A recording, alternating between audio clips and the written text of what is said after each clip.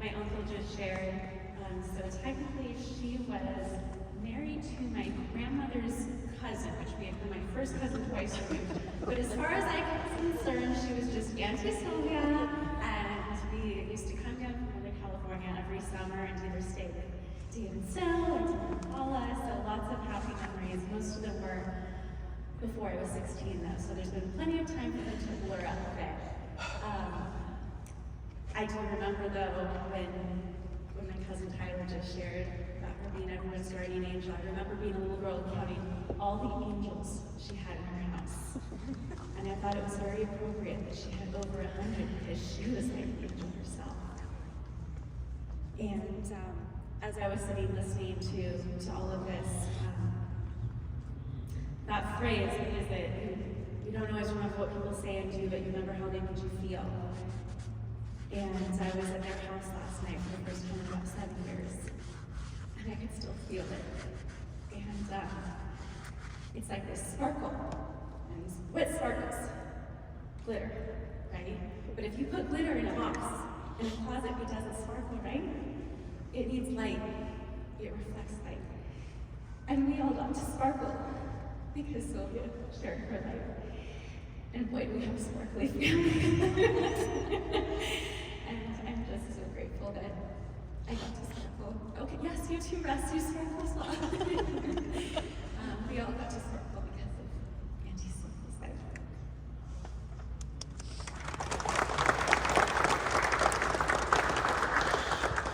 Amazing, thank you. Anybody else in the congregation who would like to share? Come on up.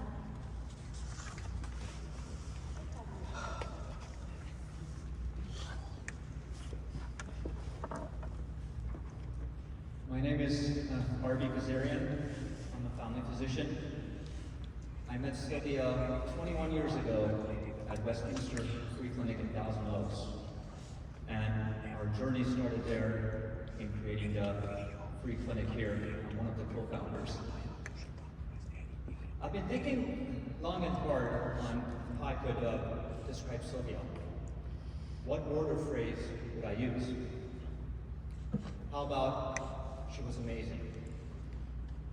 How about she was kind? How about she was loving? How about she was caring? How about she was compassionate? But all these words did not seem to capture her true nature, her true self, her true being. So I looked at a few Bible verses to define a good person. Proverbs 10:7, good people will be remembered as a blessing, but evil people will soon be forgotten. In Psalms 112:5, good will come to those who are generous and lend freely, who conduct their affairs with justice. As I was looking at these various quotes, I kept thinking there's a single word that could describe Sylvia. And suddenly it dawned on me. An angel. Sylvia was an angel that was sent to us to do good and to help others in need. Philippians 2:3. Do nothing out of selfish ambition or vain conceit. Rather, in humility, value others above yourselves. And this is exactly what Sylvia did. I'm honored and blessed to have ever befriended and worked with such an amazing human being. Our community and humanity has lost an angel.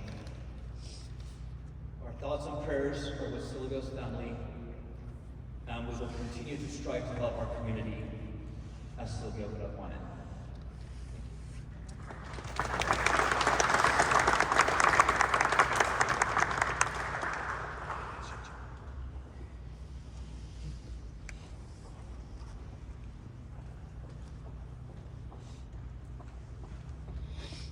Oh, Dr. Wong. I wanted to follow Dr. Art Gazarian. My dad come up to the front because I'm so short. I wanted to be able to see me. My name is Dr. Evelyn Wong, and I met Sylvia maybe about 2 years ago, in August of 2022. I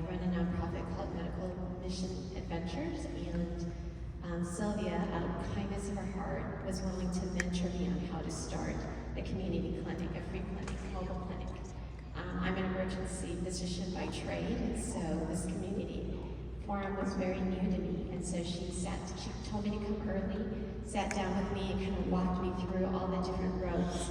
And just sitting down and just trying to get to know her more and the Glendale Free Clinic, she says, you know what we really need here? We need eye care. We have a lot of diabetics, we have a lot of hypertension, they don't get care. It's very hard to get care. Medi-Cal will not pay for that.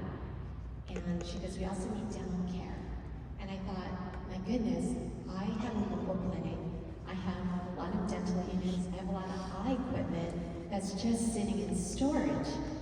And she goes, well, I'll give you a storeroom and I'll give you an exam room. Why don't we partner together?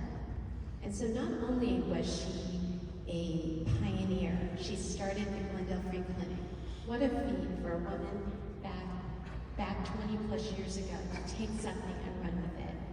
And then, in addition to that, she was a visionary. She saw something and said, be an advocate for the poor, and said, what if we went ahead and partnered together and provided these services? So, off to the races we went. I wish I got to know her longer. She was an amazing woman. You guys really, it just shared so much about who she is and how much she loved Jesus. And I saw that and felt it every time I was around her. And we had our first eye clinic in February of this year. We got to see patients that had never had eye care after being a diabetic for 40 years. And we were able to diagnose some bleeding in people's eyes and save their eyesight. And so Sylvia was a master plan of that. And then in dental care, we had our first mobile clinic here at this church in the parking lot behind us. And we saw kids, 9-year-olds, we saved their molars, their adult teeth. And anyways, I just wanted to let you know just how much she was a visionary and an advocate for the poor, and just loved her heart. So in addition to all those wonderful qualities of people talking about her and sharing, I just wanted to add those two things as well.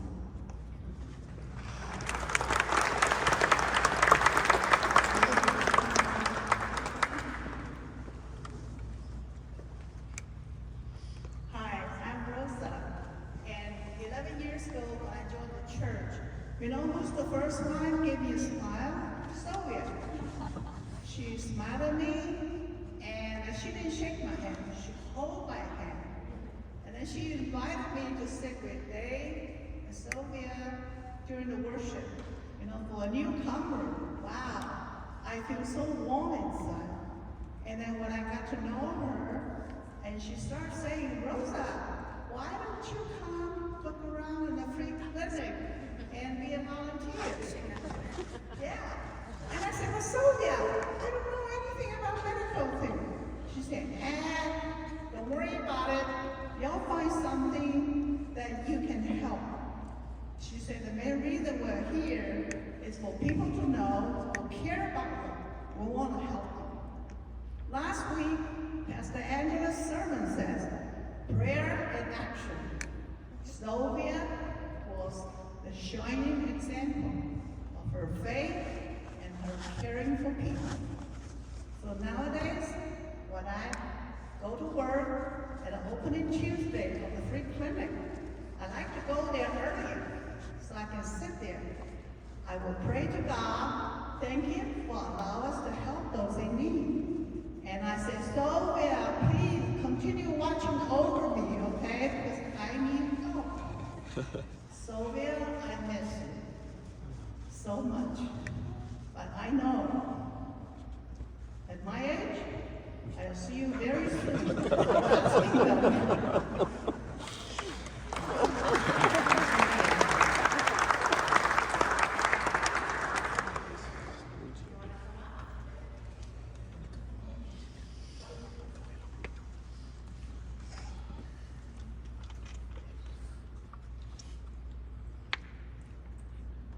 Hello, my name is Eva Prisabella. I got involved with a free clinic due to one of your members in this church by the name of Bruce Hinckley. He says to me one day after church, yes.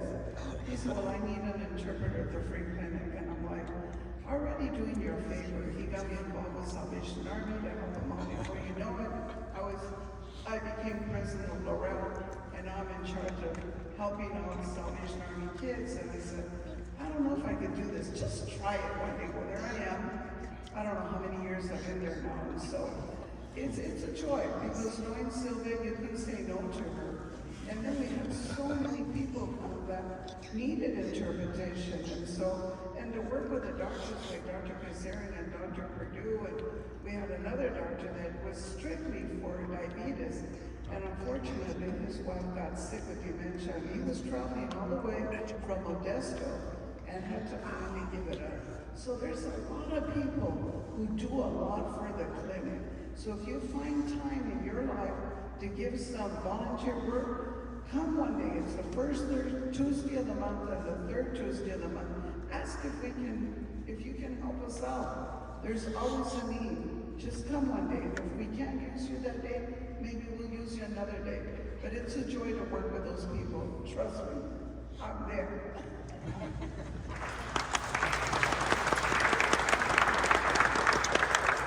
Anybody else?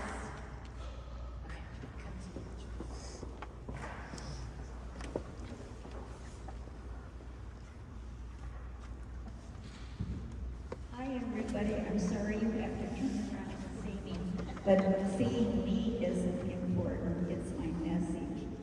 Years ago, I had a problem where I don't know, I really don't remember what it was that sent me to the doctor who put me in a care facility, I guess it was, for supposed to be so IVs could be done to finish up healing.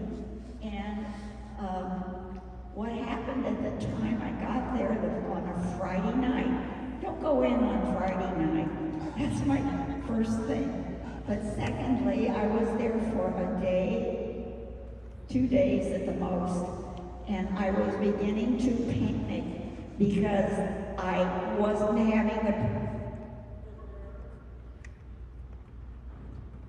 the deliver at the right time for each one of the IVs, and it was very special to help me heal.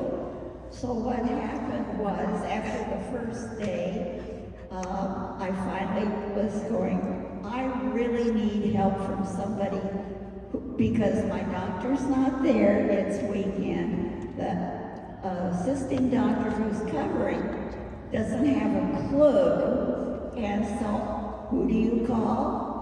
Sylvia.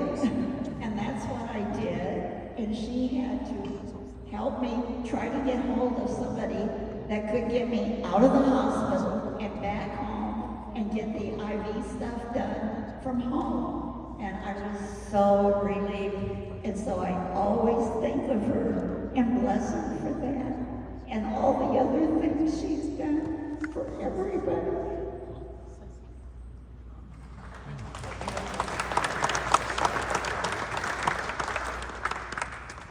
Anybody else? We have a beautiful hymn that we're going to close the service with. Morning Has Broken, found on page number 145. So please stand in body or in spirit as we sing with an open heart this hymn, Morning